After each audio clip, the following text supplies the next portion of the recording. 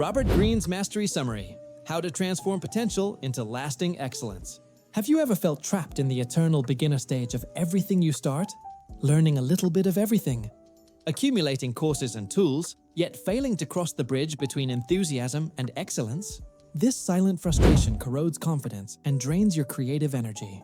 And this exact pain is what Mastery resolves. Because this book by Robert Greene is a practical map for escaping dispersion and achieving mastery.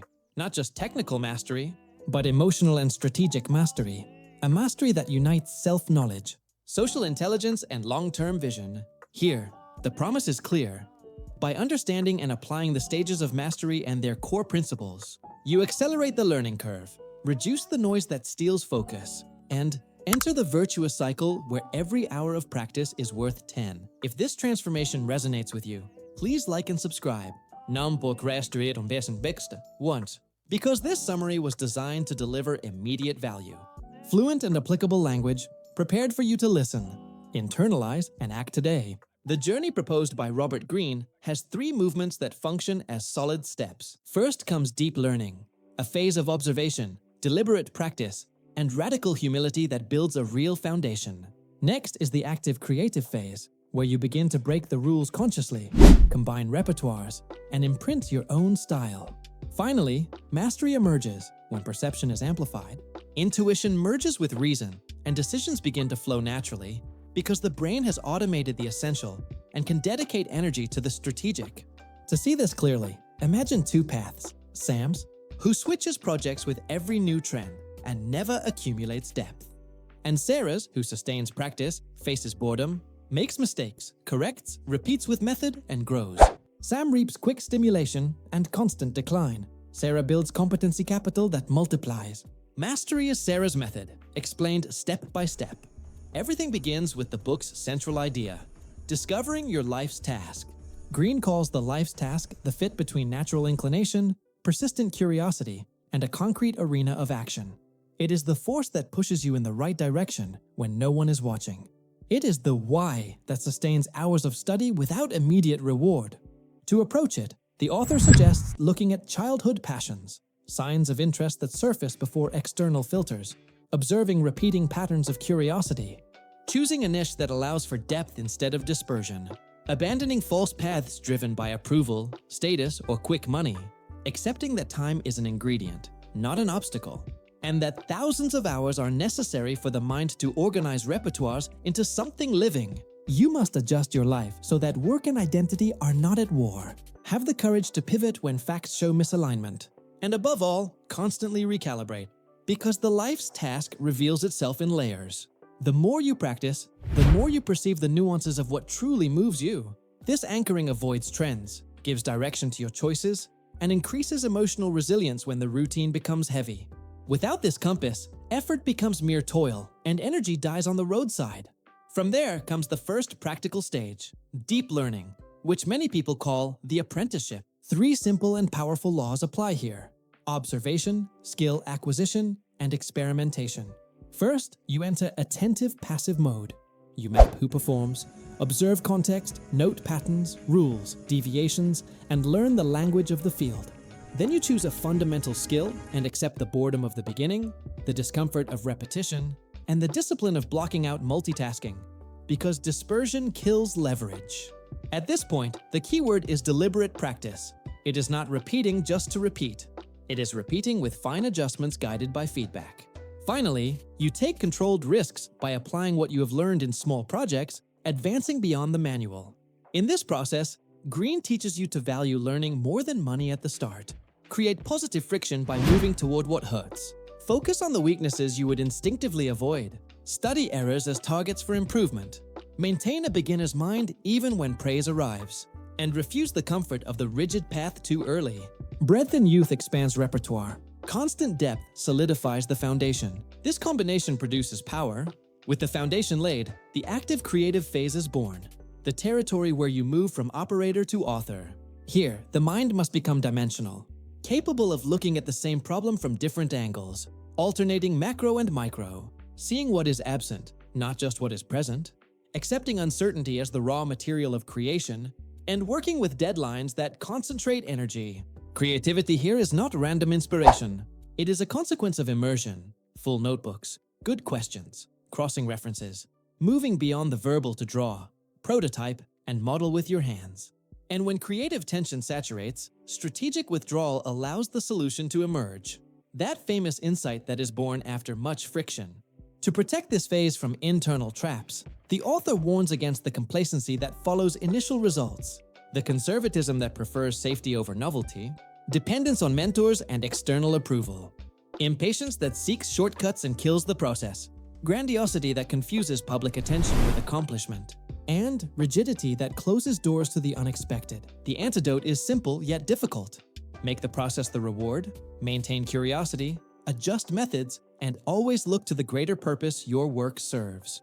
Let us call this high meaning. Another pillar sustaining the ascent is social intelligence. Without it, talent founders in corridor politics. Mastery reminds us that knowing people is just as technical as knowing the tool of the trade. Knowing how to read nonverbal cues. Distinguishing motivations, avoiding projection that contaminates judgments.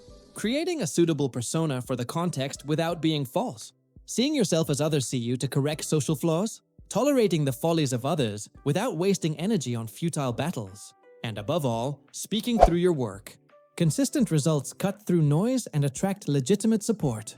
When you master this layer, you gain the freedom to protect your time, choose partners, and grow without dragging invisible chains. This accelerates the mastery curve because it reduces friction and increases access to information and opportunities, non-negotiable for those who want to play the long game. At the top of the curve, when technique and repertoire are mature, the fusion between intuition and reason emerges. It's not magic, it's accumulation. The trained mind begins to recognize patterns quickly, sees ahead, decides with ease, prioritizes with precision. This feel at the fingertips is born from thousands of micro-decisions incorporated into the nervous system. Freeing the working memory from what is already automatic opens space for strategy, and intuition ceases to be a guess and becomes structured sense.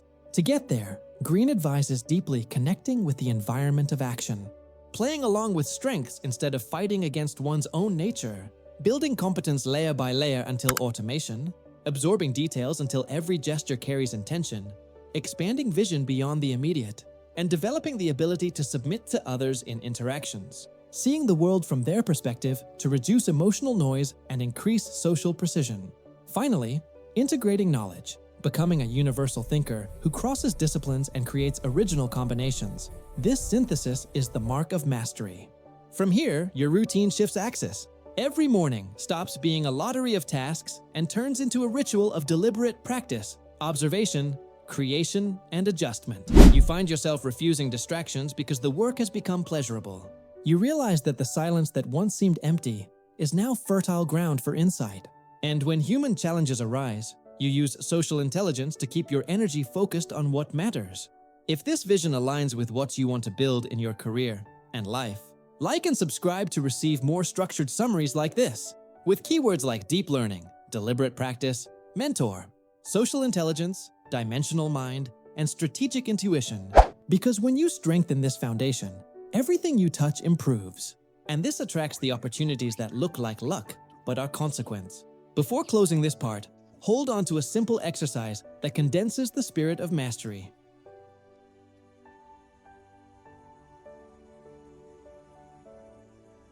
Choose an area that matters to you. Define the core skill that, if improved, pulls all others up. Set aside blocks of time for practice without interruption, with clear metrics for progress.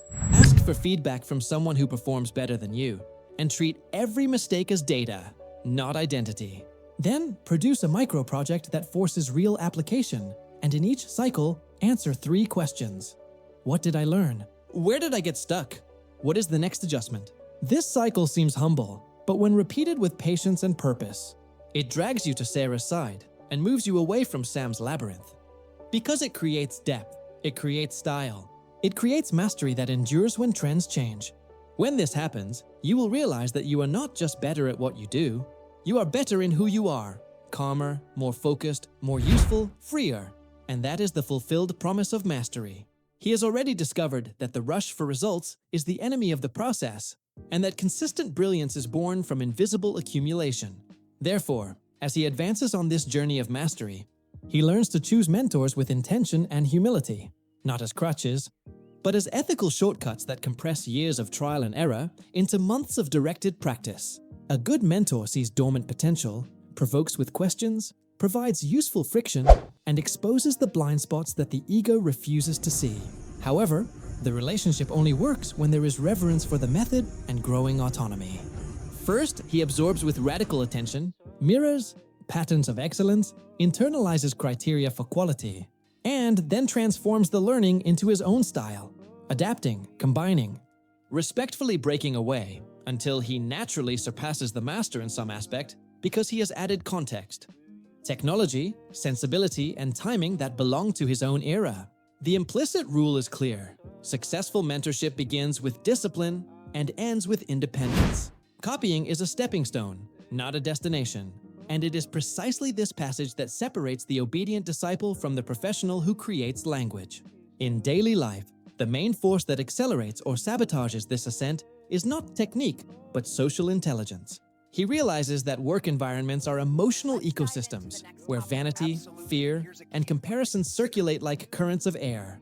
If he fails to read people and atmospheres, he wastes focus fighting shadows. So, he begins to observe discrete signals without judgment: posture, voice rhythm, micro-expressions, coherence between what is said and what is done. He learns to speak less about himself and more about the other person's interests, adjusting his persona like functional attire that communicates seriousness or lightness according to the context without ever betraying values. And he practices a rare habit, seeing himself as others see him, identifying if he talks too much, if he corrects in the wrong tone, if he reacts defensively, if he shines more than necessary in meetings and triggers envy. This self-observation reduces friction, opens doors, and protects energy for what matters, the work itself. And when choosing whom to associate with, he differentiates collaborators who contribute from those who seek a free ride, valuing those who deliver, who learn, and who sustain their promise over time. In this way, his network becomes an antidote against toxic politics and fuels a cycle of trust that accelerates deep learning. With a more solid social and technical foundation, he enters the territory Robert Greene calls the active creative phase. Here, the logic changes. Simply meeting expectations efficiently is not enough. Now it is necessary to expand the borders of the game. The mind stops operating in one dimension and becomes a dimensional mind, capable of alternating macro and micro to see hidden relationships. He allows himself to remain in suspension without quick answers, accepts the fertile ambiguity where unfinished ideas breathe and combine, records insights in a notebook, and protects concentration rituals without distractions. He draws, prototypes, sketches maps, moves his body to think with his hands, imposes deadlines that compress attention and create productive tension. And when the pressure peaks, he steps away, walks, sleeps, switches tasks, giving the brain space to consolidate connections. Insight arrives as if it had always been there, discreet and obvious. The only way to favor these leaps is to combine immersion, curiosity, and silence. The rest is noise. This is why, in this phase, he also fights domestic demons: the complacency that comes with praise, the conservatism that chooses safe over new, dependence on approval, impatience that wants shortcuts, grandiosity that confuses attention with excellence, and rigidity that kills surprise. The remedy is singular. Return to the process. Define tasks that burn from within. Difficult enough to require the entanglement of repertoires, yet viable enough not to become fantasy. From this, works with nerve and purpose are born. This evolution also reconciles two modes of thought that education often separates: the reason that measures and the intuition that senses. Initially, he depended on rules and checklists. Now he perceives patterns before calculating them because he has repeated the essential until it became reflex. This strategic intuition is not a mystical guess. It is statistics summed up in the body. Thousands of small decisions embedded in the nervous system that free the mind to see the long game. To reach this state, he practices stacking micro-skills until they are automated, clears the postural noise of the craft, learns to touch the material with mechanical intelligence, whether code, wood, text, camera, or data, absorbs details until every gesture carries intention, expands vision beyond the immediate to anticipate trends, and connects points outside his field. biology composing with design, history illuminating marketing, psychology tuning a product. This interdisciplinary synthesis is the oxygen of mastery because it places the work on the larger map of the world, not just in the narrow corridor of one's own area. To maintain traction, he organizes his routine as a simple and non-negotiable cycle. Presence, deliberate practice, feedback, adjustment. Creation, delivery, repeated every day, week after week, reducing public promises and increasing verifiable deliveries. He measures advancement in controllable units, lines of code that become product, pages that become chapters, studies that become a performance, mentorships that lead to objective improvement. And he jealously guards the blocks of deep time where reality bends and hours yield multiplied results. He learns to say no with elegance, refuses invitations that sound prestigious but drain energy, and reconfigures the environment so that the default path is the correct path.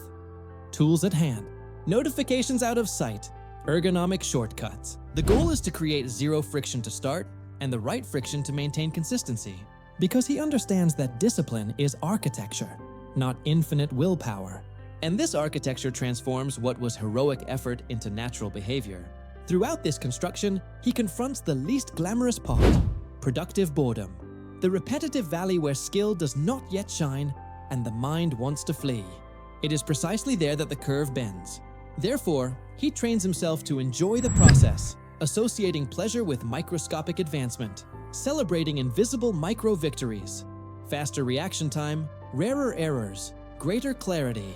And when he fails, he treats the error as data, removes the drama, extracts the hypothesis from the stumble, and returns for another cycle with a clear adjustment. This gentle coolness toward his own history avoids the two common downfalls: self-sabotage that wears failure as identity, and self-indulgence that calls laziness self-care.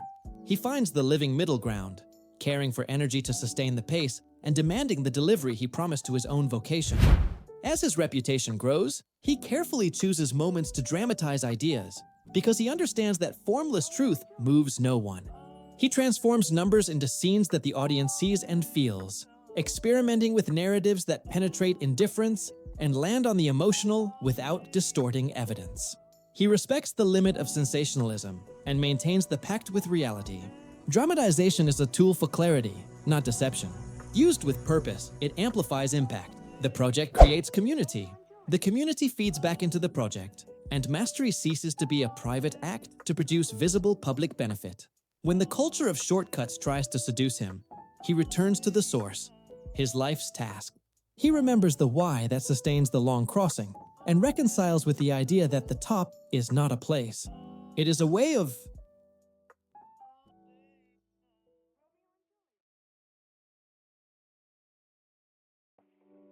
operating, an attention that combines observation, technique, creation, relationships, and vision. He knows that as long as he keeps this weaving alive, he will continue to grow, reinvent, teach, and learn. This is how mastery fulfills its promise. It offers no tricks, but a clear route from curiosity to contribution. From the insecure beginning to the serene confidence that only those who have mastered their own practice know. As he approaches the point where his craft merges with who he is, the concept of mastery gains a new texture. It is no longer just about refined skill or technique, but about the integration of consciousness, instinct, and purpose. It is the definitive fusion between the mind that calculates and the mind that senses, reason, and intuition. A constant dance where reasoning outlines and deep perception decides. Robert Greene calls this point of union superior intelligence and describes it as the ability to act with precision without having to think about every detail. Because the body already knows, the mind has already seen enough patterns, and the subconscious has become an ally. It is in this state that the professional, the artist, or the leader seems to foresee the future, a few seconds before others, anticipates errors, perceives subtle movements, and makes choices that seem risky but are inevitable, because the strategic vision has surpassed the sum of the parts. It is the stage where the individual becomes one with their field.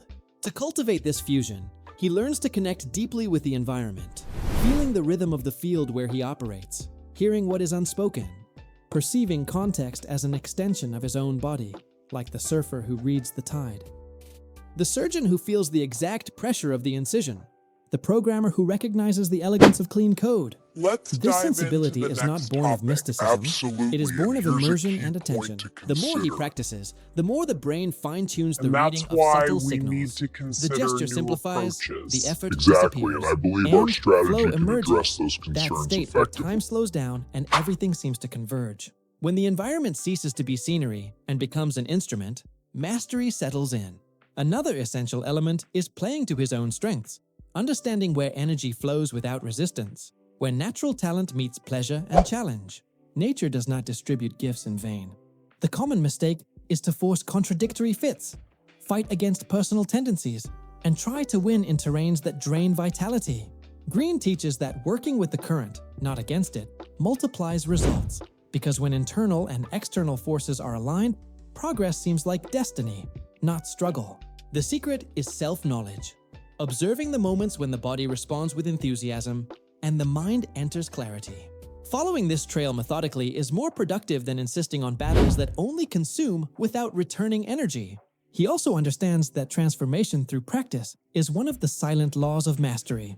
The famous fingertip feel, that tactile and almost intuitive sense of absolute control, comes from a type of conscious repetition, where every gesture is an adjustment, every repetition a refinement. He realizes that mechanical training without attention produces fatigue, but attentive training produces connection, and that the difference between the amateur and the master lies in the intention present in each cycle. The master does not repeat, he revises. He does not tolerate empty automatism, he seeks depth in every execution, and this changes everything, because it is in this layer of presence that the mundane becomes art. Over time, details become the territory of excellence. He realizes that the impact of a great work lies in the care taken with the small things, that the finishing communicates character, that the way one responds to an email or organizes a workspace reveals the mind that inhabits it, and that the difference between good and unforgettable resides in the millimeter. Therefore, he learns to internalize details until they become reflexes, until every part carries intention. This subtle accumulation is what allows for speed without loss of precision. It is what gives the master the freedom to improvise without losing form. Next, the need to broaden the vision emerges, thinking globally. Not just reacting to the immediate, but anticipating, seeing the larger system in which his field is embedded. Understanding how economic, social, and technological changes affect the game he plays. The true master is also a strategist. He doesn't work just for the weak. He works for the cycle, thinks about structure, positioning, and legacy. This long view avoids the trap of repetition because it makes him realize when it's time to change language, update methods, and break his own style to stay relevant. Greene shows that those who do not renew die in relevance, and that creative longevity depends on this rare combination of microscopic attention and macroscopic vision. In human dealings, he discovers the wisdom of submitting to the other, seeing the world from inside the eyes of the interlocutor, dissolving the rigidity of the self to understand motivations, pains, desires, and limits of others. This reduces noise, anticipates conflict, and builds trust. The master does not need to win arguments because he sees beyond the dispute. He adjusts his discourse to the hearing of those who receive it, and therefore is understood. It is the opposite of the arrogance that repels. It is the strategic empathy that connects.